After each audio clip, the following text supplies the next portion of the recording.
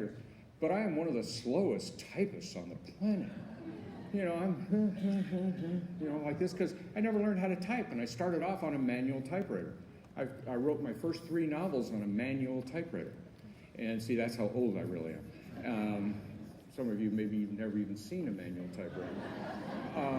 But, that's back in the days when there were operators on telephones and things like that, But yeah, I'm back doing this.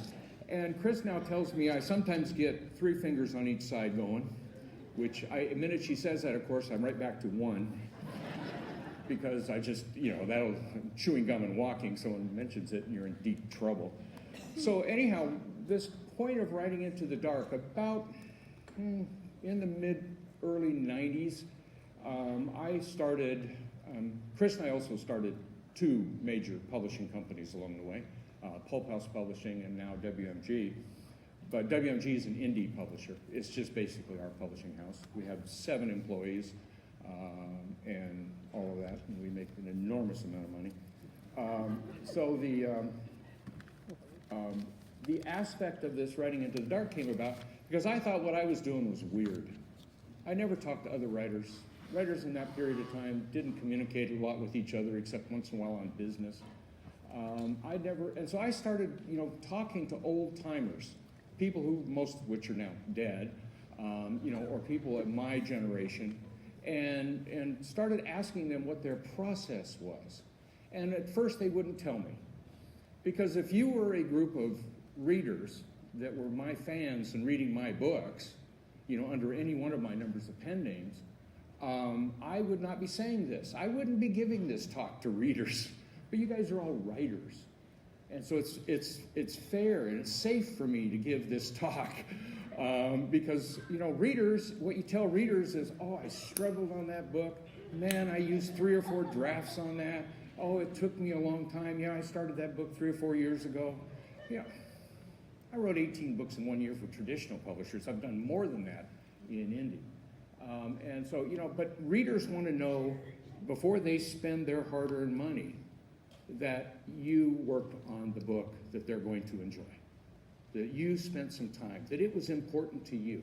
They don't want to know that you wrote it in 5 days.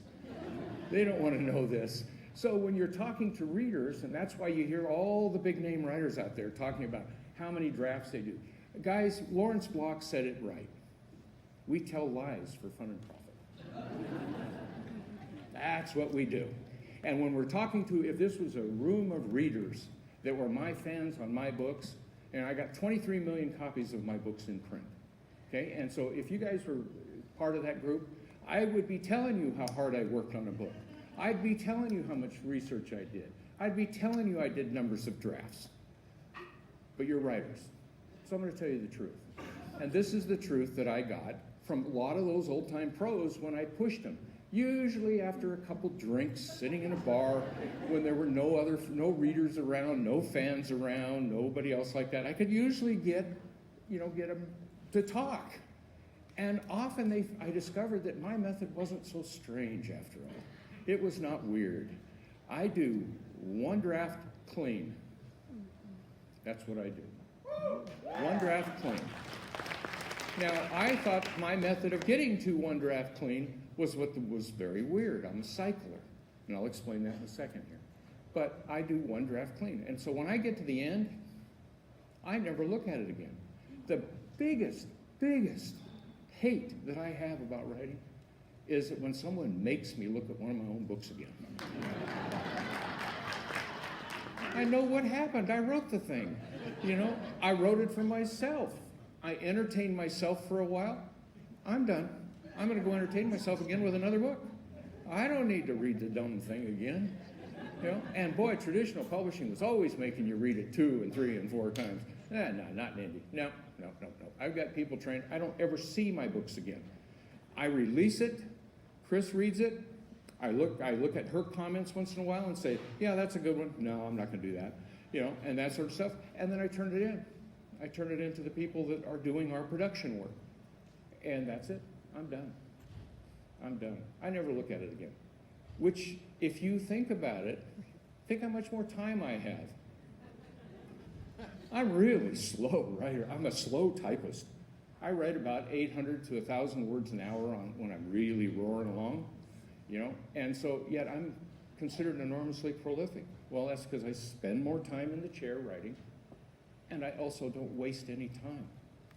I never look at a book again. So how do I do that? I never outline. Oh, shudder. Makes me shudder thinking back to traditional publishing, especially in the media, because I had to outline everything to get approval. So this is what I would do. I would outline a book. It would go off to some media thing like Star Trek or Men in Black or whatever, and then it'd come back and it'd be approval, and I'd go, yay, got the contract, got the first check, because you never started writing until you got the check from traditional publishing. Oh, good, never. And so I'd get the check, and then I'd say, okay, now I can start. And I'd never look at the outline. I wouldn't look at the outline. I wanted to write my book, and so I'd write the book, and I'd turn it in. Not once in 100 and some books doing it that way did anybody ever complain. And if an editor wanted to rewrite, you know what I would do? Because they had to, because it's called cash flow in big businesses. I'm not going to get into that. But they had to ask for a rewrite. No matter how good the book was, they have to ask for a rewrite in traditional publishing. And so what I would do is I would look at the very first thing the editor said. I would fix that. I'd fix the very last thing. Take me about 10 minutes. I'd put it in a drawer for 4 weeks so that they thought I was working really hard on it. And I'd write another novel. And then I'd pull that back out of the drawer.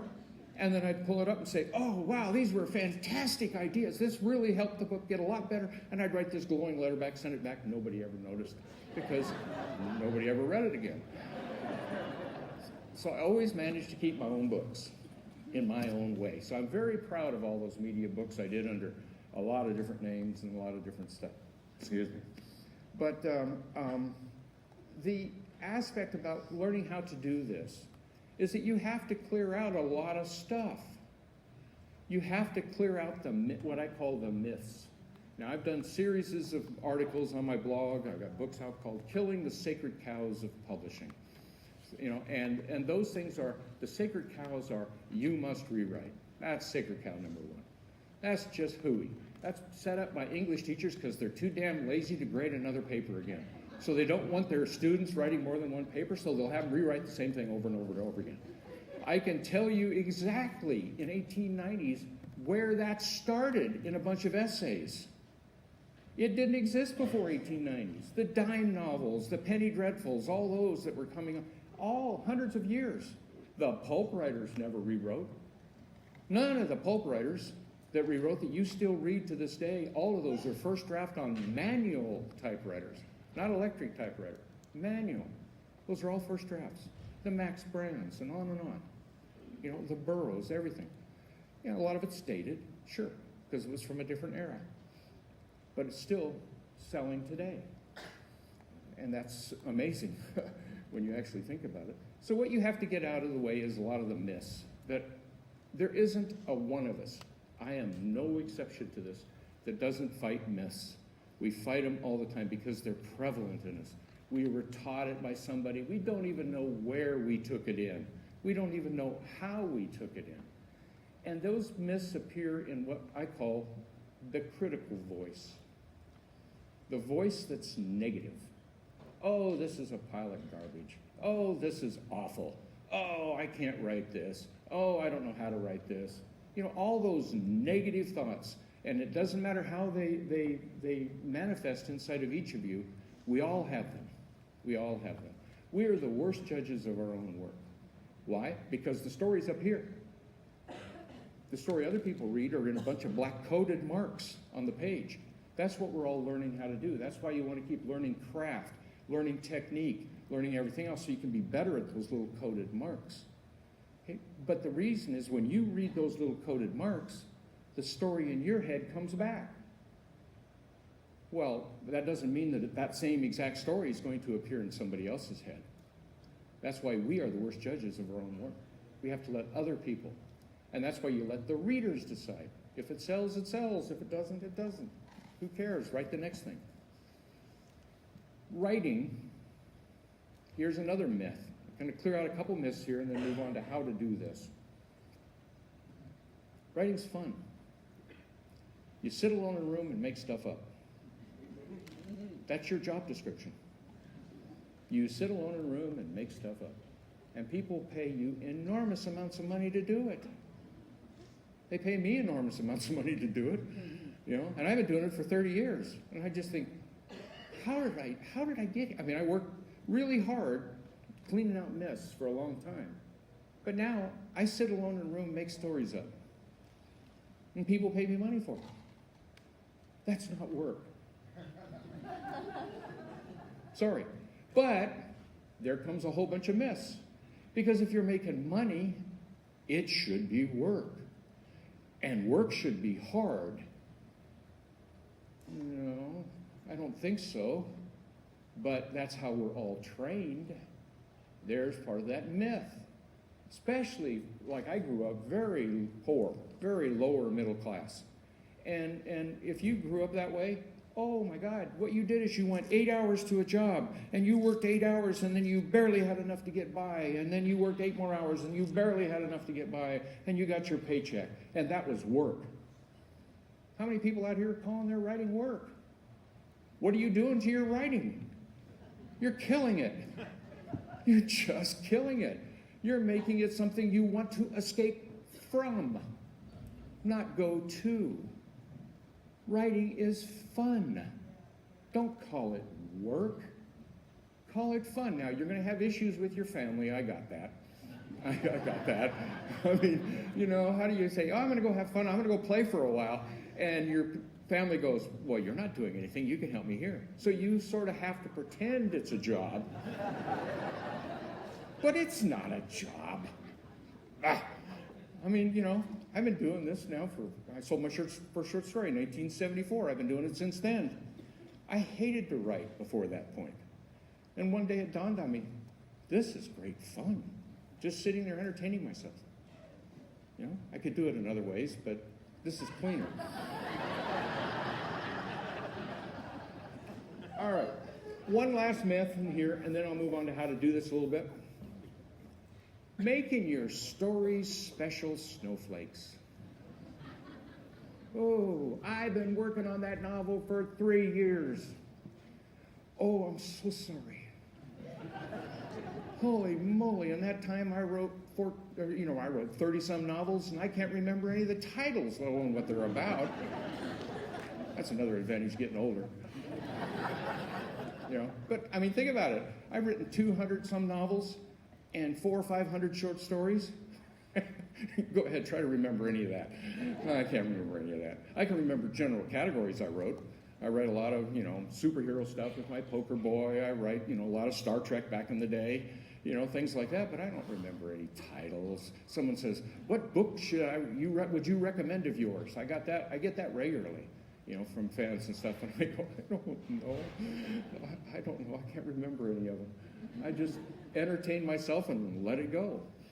So I have gotten past the problem of making any one book a special snowflake. It's just not. It's just a book. It's just a story. See the myth? But it's my story, and it's special. Yeah, for that moment in time. Give it your best, and then release. And that's what a lot of this conference is about, is the 20 books to 50K. Yeah, you got to learn how to release. So that's a big myth. Well, I got a hunch that I'm speaking to the choir on that one, at this conference anyhow. All right, so the goal. The goal here is to write clean copy, one draft, with absolutely no rewrites and no outlining. No outline, clean copy, one draft, release. Whole bunch of you. I could see the little thought balloons. I can't do that. I got to know where I'm going. How does he even start a book? I'm just like Papa Moodles. It would have been so great to have this animated. See the billion thought balloons pop up on that one. But that's the goal. One draft. No outline. Clean copy. Release. That's simple. That hard. It really is that hard. How do you do it? Well, let's start off. Let me tell you how I get stories. Everybody has a trigger. Sometimes you know, for a story. Sometimes a story pops in as a character. For some people, sometimes it pops in as a scene. For me, it's a title, or it's a word. But usually for me, it's a title. I usually just tend to get a title. I take a whole. I used to collect magazines. You know, I had Chris and I probably still do because I don't think we've sold any of them. Every digest of science fiction, fantasy, and horror and mystery that was ever done, from the first digest in 1943. And we had them all the way up to the turn of the century. So I'd go into that collection, I'd pull out a group of them, and I'd just look at the titles and go, and I'd take a half title. I'd never take a full title. I'd take a half title, write it down on a big sheet of paper, write a bunch of them down. I'd get 15 sheets of paper. I'd spend a couple hours doing this. And then I'd just take a half title and jam it into another half title. You know, In the Shade. And then there was another one that had Slow Boat. So I wrote a story called In the Shade of the Slow Boat Man. Very distinctive title. Won me all kinds of awards. It's making me more money than I think about. Been optioned all kinds of times. It was made into a play. You know, that sort of stuff. And it just came out of In the Shade and Slow Boat. In the Shade of the Slow Boat Man. Sat down, wrote it in about 2.5 hours. It's probably maybe $25,000 or $30,000 over the years from one short story that I wrote in a couple hours. So, you need a trigger. That's all you need. Get yourself started. Fire on. Whatever you use is a trigger. Some people use little like, oh, the character's going to run into an iceberg. Okay? Now, write the novel to get the character to running into an iceberg. You know, that sort of stuff. All of us are different. You start off into the dark. We got to the title of this panel finally. You start writing into the dark. Some people call it pantsing. I have trouble even saying that word. That's so stupid. No, it's you're writing into the dark. You don't have any idea where it's going. You're not outlined it. You didn't have any idea. You're just going. And so what happens is you have a lot of fun going on for a little while. And then you kind of grind down. Then you go, oh, where's it going next? Don't think that. That's the thing that you have to guard against. You don't want to know where it's going next. Okay? When you think about when you're sitting reading a book and you got to the end of a chapter, do you put the book down and go, oh, I wonder where that's going next. I better figure that out. Why? No. You just turn the page and read the next chapter. Okay? So your writing process needs to become like your reading process. They need to replicate each other because we're all readers first. So your writing process becomes like your reading process. Just keep going. Now, how do you do this? How do you get any kind of depth in there? How do you add stuff in?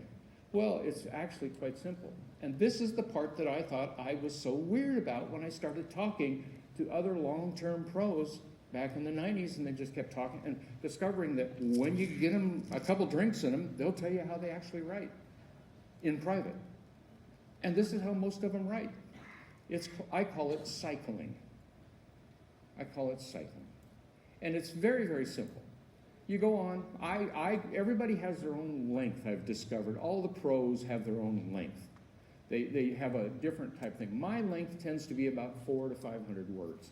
I'll be going along, and at about 500 words, I just kind of grind to a stop. So, we are like, I assume a lot of you have read Kurt Vonnegut.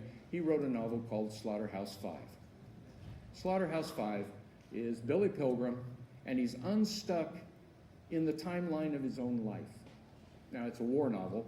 You know, Vonnegut had all that. But at the same time, the theory about being unstuck in your own timeline of your own life is really fascinating when you apply it here.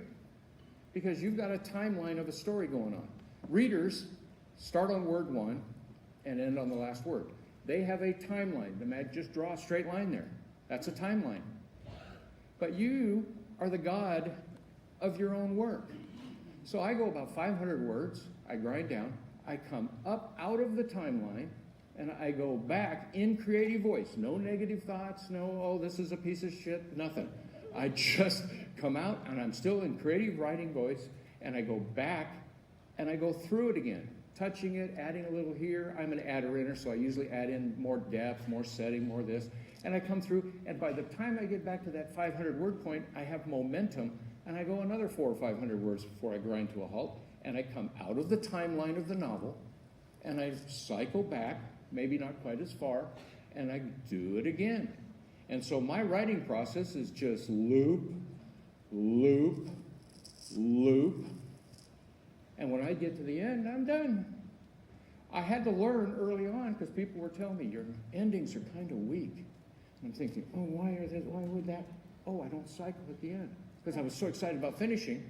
So now I at least get to the end, pop up out of the timeline, go back 5, and then add in through the ending.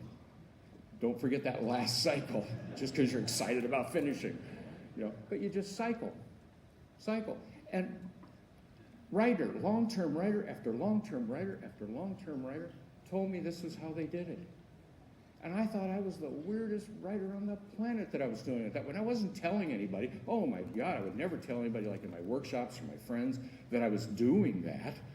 Oh heavens. And it was hard on an electric typewriter early on, because me and whiteout became really good friends. I used to be covered with it. People would say, oh, you got white spots all over you, Dean. I'm like, oh, never mind. But it just whiteout, it just cycled all the way through. I'd just be fixing and going and adding and so when I write a novel, so the reader gets to go all the way through. Well, I get to something that, oh, wow, that's cool. Oh, that needed to be set up. Out of the timeline, back to the point it needs to be set up, drop back into the timeline, and fix it all the way through. It's very simple. I never have to know what's going on next. Because when I get to something cool, I go back and set it up. Makes me look really smart in my books. How did he figure out? He must have outlined that thing to death. No, I just fixed it as I went, all in creative voice, all cycling all the way through. Okay? That's how you do it. Now, when you get stuck, totally stuck, and you've cycled back and you're still stuck, what do? Don't try to figure out what's going to happen next. That will freeze you up. That allows the critical voice in. That allows all kinds of stuff. Plus, it just takes a lot of time. Trying to figure out, oh, what's the plot of this book? Oh, it just takes an enormous amount of time, and you have to worry about it, and you have to drive your spouse nuts and everything else. Don't do that. What do? Write the next line. Literally, it is that simple. Write the next line. You look at that last line and you say, what would logically come next? All right, I can write that line.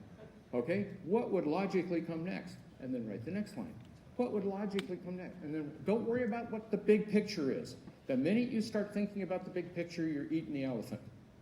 Write the next line. It is that simple. And if you can remember to do that, which is always difficult, that's really the hard part of that one, is remembering when you're stuck, your first instinct is to, I better figure out what happens next. No, write the next line.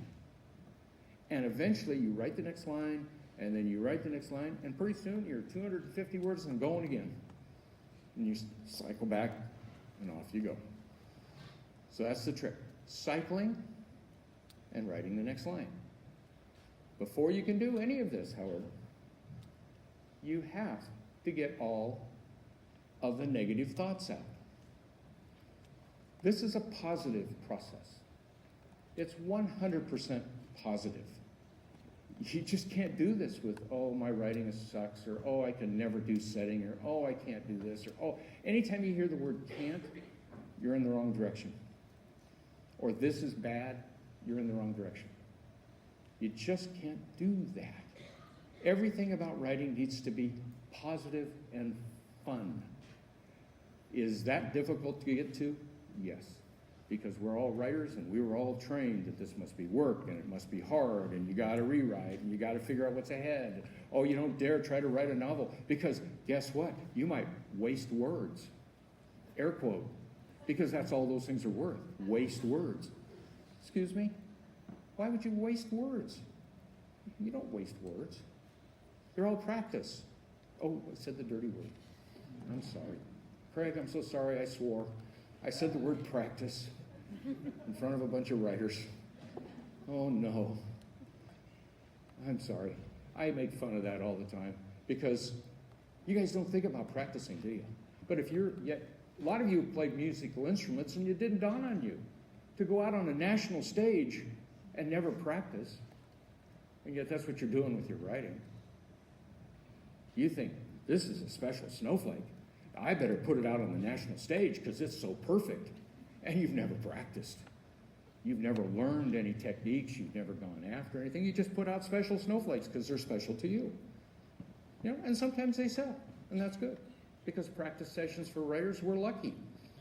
Our practice sessions can sell. I have been practicing now for 40-some years. I never write a novel that I'm not practicing something. I'm not working at getting better at some level of craft. There is not one of these books that I write, not one of these short stories that I'm not practicing, working it better. Is there going to be some special book down the road that I don't need to practice on? No. No, I'll be practicing till I die because you can't learn it all in this industry, folks. The craziness about learning craft and publishing is the minute you learn one thing, you realize there's 50 things above you that you've got to learn now. And then you learn something over, and you think business is tough? You think the business of publishing is tough? Nah, it's easy compared to learning craft.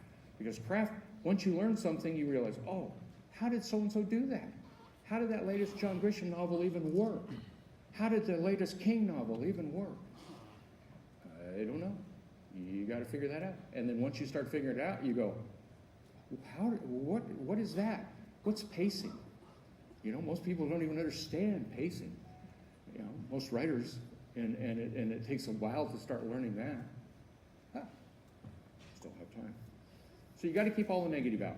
You got to clean out the myths of writing. All that negative, all that negativity. It's everywhere. And you'll hear it.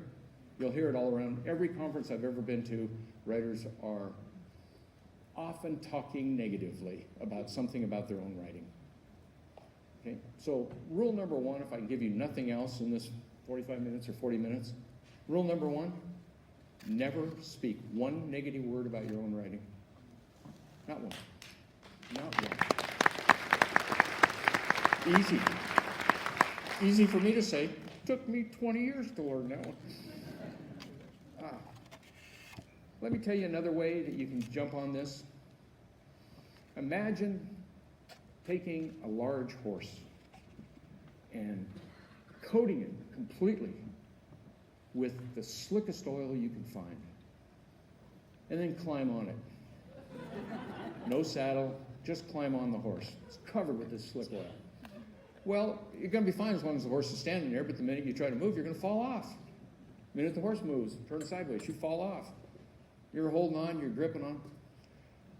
That is what it feels like to attempt Heinlein's rules. Heinlein's rules are 5 simple business rules that Heinlein came up with in 1943. Robert A. Heinlein, some of you might not even know who he is.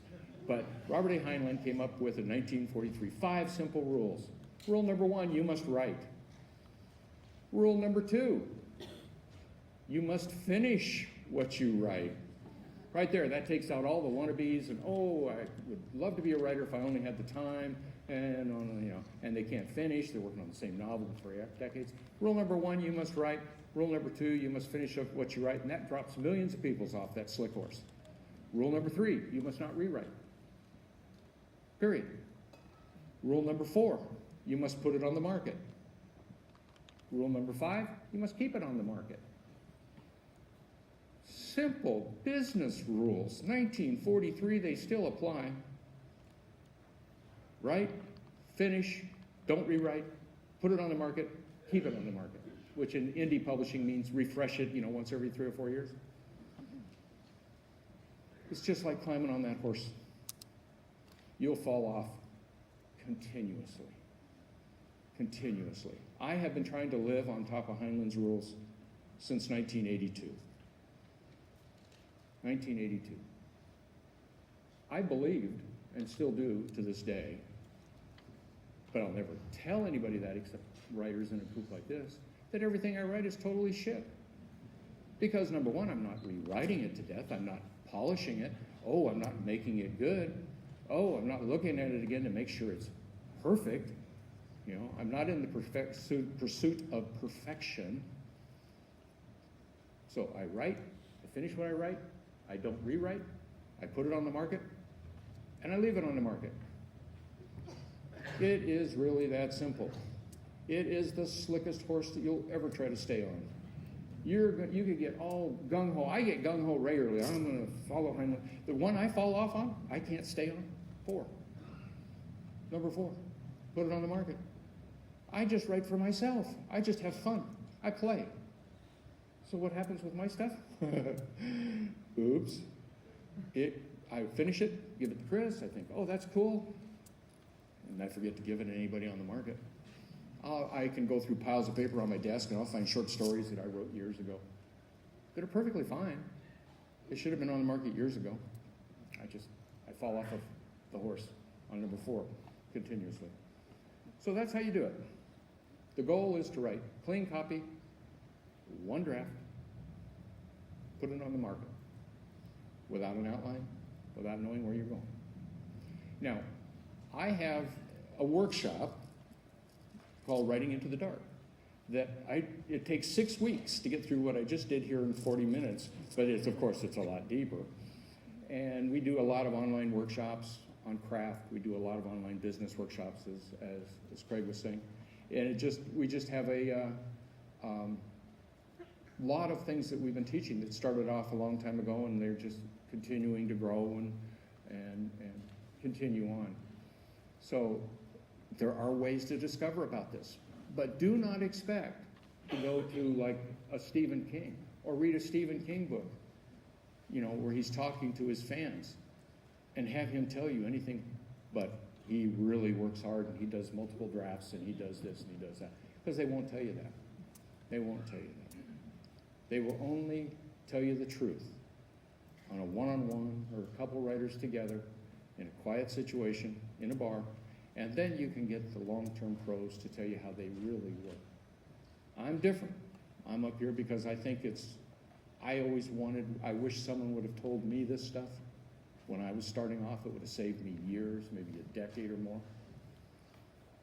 That's all I'm doing this for.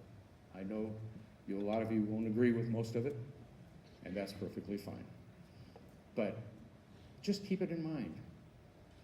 When I'm writing 5 or 6 novels, and you're writing 1, who wins?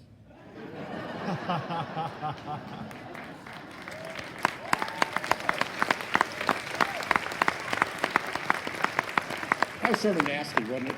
Yeah. Sorry. I've got a couple questions. We got a few minutes, and that's about it. Anybody got a question? You got to go to one of the microphones, I guess. This is going to get good. Thank you very much. Can you quickly speak to what the difference for you is between not rewriting and doing the indie refresh, the rule?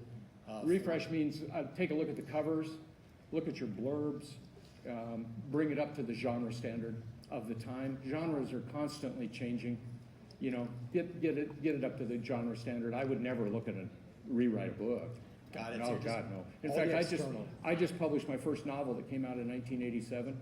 And I published it. I literally gave it to somebody in our publishing house and said, type it in word for word. Don't change a word unless it's a typo in the original paperback. I want it as it was in 1987 because that is, for me, where I was at in 1987. And that's perfectly fine. We're all growing. Hopefully you're growing. So every book becomes a mark along the road, just like a signpost to where you were that year. Perfect. Thank you. Yeah. Dean, I've taken a number of your workshops, and one of the things that you didn't mention here that I thought really helped me was you outline as you're writing. Yes. And I just wanted to bring that up because it's so That's sort of I didn't have enough time, but yeah. What I do is as I'm going along so I can keep track, because, you know, old guy, real bad memory. What I do is I go along and I finish a chapter. So on a yellow piece of paper, usually a bigger pad, what I do is I write what the character was in that chapter and that I just finished. I don't write out ahead, just what I finish. And I write what happened in that chapter, what the character was, what they were wearing. So I don't have to scroll back to figure out what the heck they were wearing. I just do it on a thing right beside my computer. Every time I finish a chapter, I just scroll a little note, chapter 1, chapter 2. So I outline after I write it. Yeah. How does your method work when you're writing a series? Because I feel like I need to outline. Same exact thing. But I feel like I need to know how it ends. And there's the problem. Sorry to be so blunt, but yeah, that's exactly the problem. Why would you want to know how it ends? That's your critical voice talking. The critical so I know voice, how to the minute keep the momentum going. the minute the critical voice makes a decision for you, it's the wrong one. Because the critical voice is going to make the safe decision. The critical voice in all of us is designed to keep us safe. That's the voice that says, oh, don't go and run off that cliff. Don't run out in the middle of the street. That's the parental voice. Okay? And so when the parental voice makes a decision for your writing, it's always wrong. The critical voice is a bad thing. The creative voice, however, is that little kid in the back that's just playing. Let it go. Make it up. Series. I have 6 or 7 different series, all written into the dark. I just go from where I was in the last book, and let's make up the next one. And just, and you world build as you go by outlining as you go. You world build as you go, not ahead of time, as you go. There's another problem that a lot of people will. Yeah, quick question here? Yeah. Just to follow on from that question, though, you spoke about cycling back. So you think of a great idea, you set it up, you go back through to set it up. In a series, you're on book 3, and you think, that's really something I should have introduced in book 1. Book 1's now on the market, so how do you Leave it alone. cycle through a Just series leave it in that way? Yeah, just leave it alone. Come up with something why it should have been introduced at that point. You're the god of your own work, folks. Make it up. Yeah. I don't have a team to pass my editing onto, so at one point, You don't have a what? I don't have a team to pass my editing onto. What the hell is a team? Oh, you mean An a publishing editor, yeah. team? Yeah. Yeah. So where do you draw the line between editing and rewriting? At what point should I stop worrying about? You get a copy correcting? editor who fixes typos. That's it? That's it. Why did you want anybody else touching your work? You're the artist. You're the artist. Do not let anybody else tell you how to write a novel or how to write a story or anything else. Hire an editor to fix typos. Nothing more. Have a backbone. Believe in your own work, folks. Believe in your own work. And on that, I have to end. So, thank you, folks.